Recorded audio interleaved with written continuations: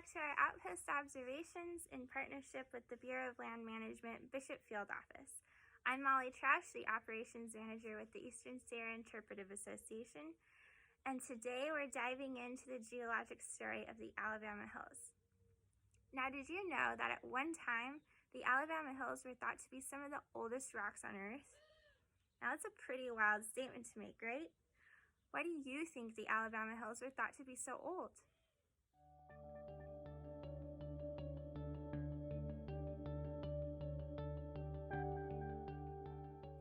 Well, by just comparing the rocks of the Alabama Hills with the rocks that make up the Sierra Nevada, we can observe some major differences between the two. Specifically, that the rocks that make up the Alabama Hills are much more rounded and whimsical compared to the jagged peaks of the Sierra Nevada, and they also vary in color.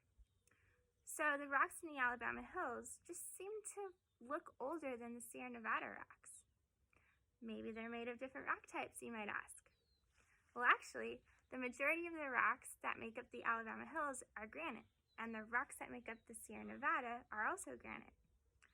What's granite, you might ask?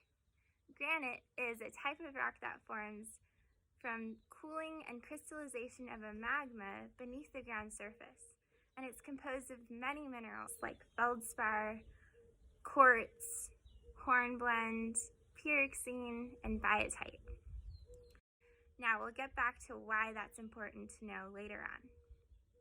Okay, so they're both made out of granite, but they look very different. So maybe the Alabama Hills rocks are older than the Sierra Nevada rocks, right?